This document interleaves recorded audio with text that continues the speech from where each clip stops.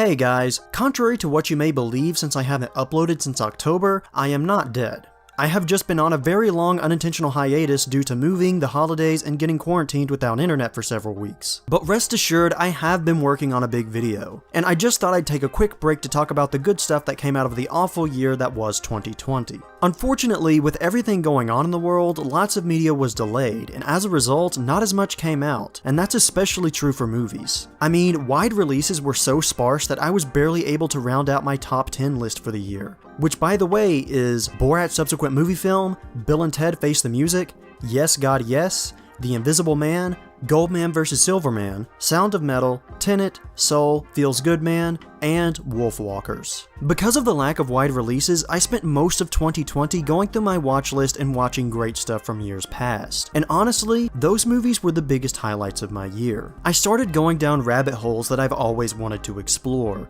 like the exploitation films of the 60s and 70s. From Switchblade Sisters to Pam Grier classics to Russ Meyer movies like Super Vixens, scratching the surface of exploitation's many subgenres was consistently fun, and I hope to go on another exploration of the genre soon. For a month or two, I watched the entire anime franchise of Cutie Honey, from the classic original series to the awful newest entry, which is something you guys probably already know since I made a video detailing my thoughts and experiences while watching it. I also went on a samurai binge, watching movies like Kill, 47 Ronin, and Sword of Doom, the lattermost of which really stuck with me because of its haunting sense of dread and, well, doom. Speaking of movies that stuck with me, I finally made the commitment to watch all of the Human Condition trilogy. This is a harrowing Japanese wartime drama that's about 10 hours altogether, but it was an experience that was well worth the time, and it's now one of my favorite war movies and one of my favorite movie trilogies. It's also definitive proof that Tatsuya Nakadai is one of the greatest actors of all time. I also took this opportunity to explore the filmographies of several directors. After seeing Breathless years ago, I finally plunged into the films of Jean-Luc Godard, and while I didn't love most of what I saw, his romantic comedy A Woman is a Woman was a charming experience that was probably the most fun movie I watched all year. I explored some David Cronenberg titles that I had been aching to see for a long time. Videodrome, Naked Lunch, and Scanners all captivated me with their introduction of strange sci-fi worlds that posed interesting questions surrounding the narrative, the characters, or even human nature. However, the movie that floored me the most last year was also a movie that ended up shaping a good chunk of the movies I watched in 2020, and that was Shinya Tsukamoto's Tetsuo the Iron Man. I'm not sure what to say about this movie that would adequately cover my feelings on it or convey the absolute chaos of the experience of watching it. Watching Tetsuo is like being in a steel crate full of scrap metal that's tumbling down a flight of stairs for an hour and 10 minutes. Every scene in this movie is industrial nightmare fuel, backed by an amazing soundtrack of industrial metal music. Tetsuo the Iron Man is the definition of relentless and mind-numbing. I loved it so much I sought it out on Blu-ray, which led me to buying the Shinya Tsukamoto box set from Arrow Films, and I watched every movie in the set, discovering one of my favorite directors in the process. He's a filmmaker who's managed to continue making great independent movies over his entire 30-year career, and a filmmaker who has been consistently experimenting with new filmmaking techniques and story ideas in each of his movies. If you only take one recommendation from this video,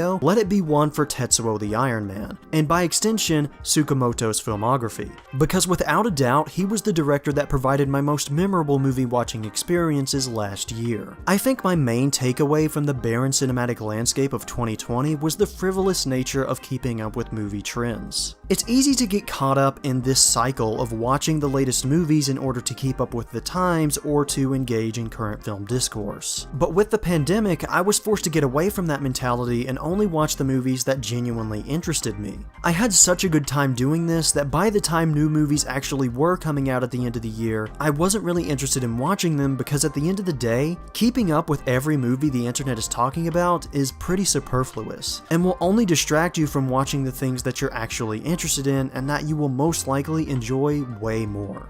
Now, if you'll excuse me, I have to get back to working on my video covering 5 whole decades and exploring the symbiotic relationship between horror movies and metal music, and I'll see you guys again when that's all done. Thanks for sticking with me through 2020, and thanks for watching.